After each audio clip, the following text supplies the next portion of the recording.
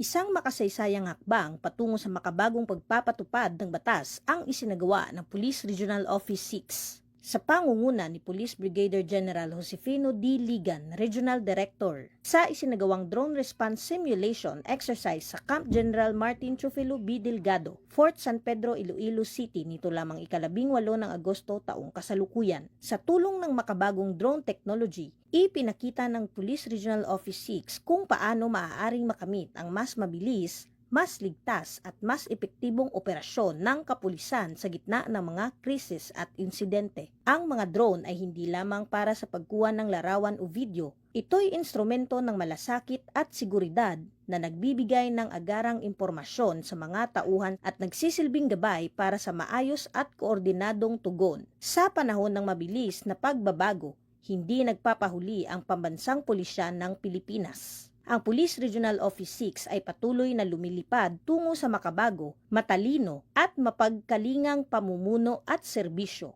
Isang hakbang palapit sa pangarap na komunidad na ligtas, tahimik at may tiwala sa kapulisan. Dahil sa bagong Pilipinas, ang gusto ng pulis, ligtas ka. Mula dito sa Western Visayas, ako ang inyong Police News Network Correspondent, Patrolwoman Andrea Dominic Di Palobos, alagad ng batas, tagataguyod ng balitang pulis.